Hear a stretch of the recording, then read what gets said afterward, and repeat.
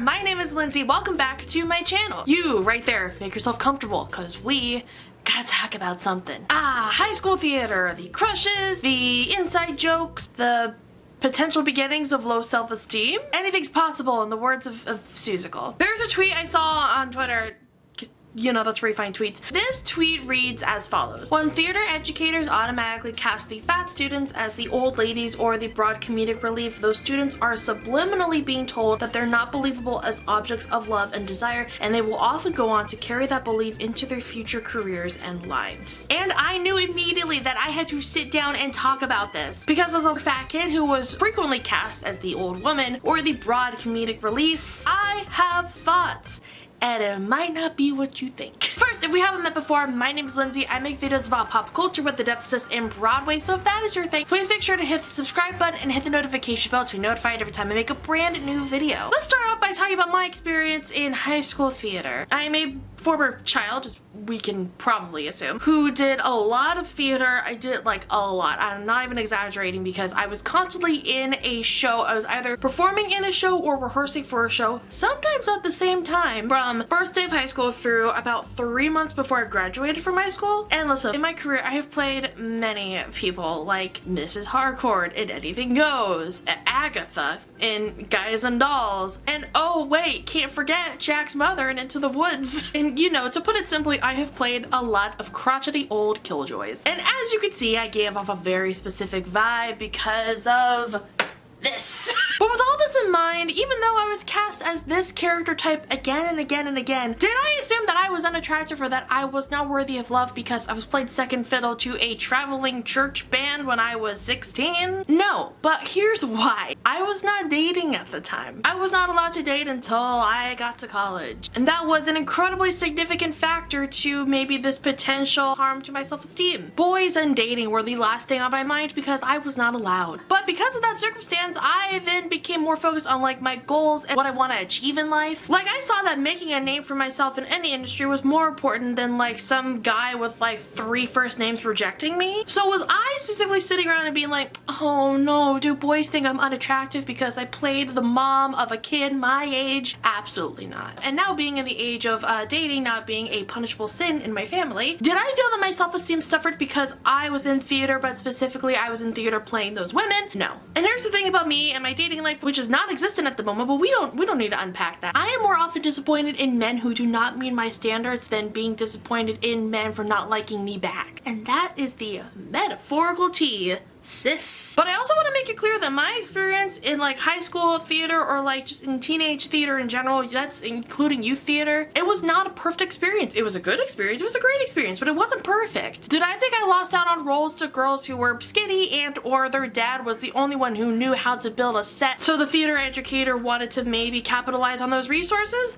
Yes, 100%. Theater has been my entire world for a very long time, but even within that, I didn't let that consume me and how I viewed myself. And there is a fine line between those two ideas. Now, if you're watching this and you're thinking, wow, she's never hated herself in her entire life, good for her, that's wrong. I've definitely experienced my bouts of low self-esteem. I've definitely had Thursday nights where I cried on the floor because I ate a piece of double chocolate cake. And that happened, but it did get better, but I will come back to that in a second. And I do recognize that other people are not in the same boat as me. Yes, I said people, not just women, because this problem is not gender exclusive. If your self-esteem is suffered because you constantly play that character type, or you did play that character type a lot when you were a teenager and now that's carried on into your adult life, if no one else has told you, I want to tell you that I am so sorry. I'm so sorry that theater educators, people whose careers were dedicated to enriching the lives of children, inadvertently damaged your self-esteem. If it makes you feel any better, the person who did that is probably going through a midlife crisis right now, and they probably just installed like a DJ turntable in their basement. So I think you're thriving. But also, pro tip, just because it's not written into the story doesn't mean that your character hasn't had a life before the audience actually meets this character. Sure, we're just now meeting Miss Hannigan as a 50-something-year-old killjoy, but the script doesn't claim that she never actually had a sex life, or maybe she experimented with like fun drugs. When I say fun drugs, I have no idea what that means, so do not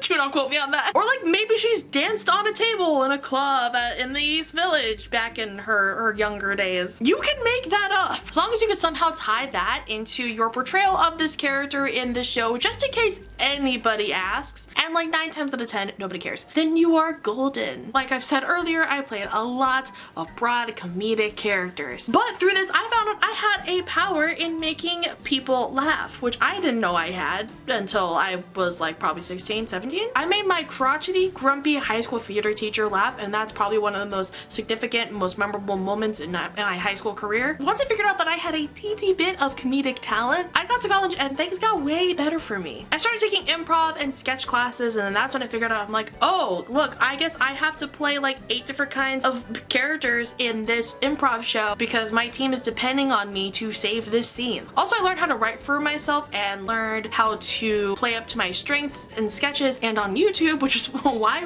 we're here right now. Because I know by now that I am at least decently attractive and I can play pretty much any character type by now. If it's a broad Midwest boomer named Pam, sure, yeah. If it's some ditzy yoga teacher named Kayla, that's great. I mean, also, side note, fun fact, I in college played a party girl in a play one of my friends wrote, and I got to make out with a dude, and it was great. Now, all this to say, if you were a theater educator watching this right now, you are not out of the woods with this video. Just because I'm saying this tweet doesn't necessarily apply to me, does not mean that it doesn't apply to, many other people. So here's a message to theater educators, whether you work with children, teens, whoever. Stop casting your fattest student as homeless woman number 3 in Little Shop of Horrors because they believably could play like an Audrey or a Cinderella or like a Venla. I don't know. And I'm not saying that because I've consumed a cheesecake or 2 or 3 in one sitting in my lifetime, but audiences would like to see some variety so we can keep coming back, so you can keep having a job, and so your art form will not die, and so you don't have a nervous breakdown and then become a plumber, which is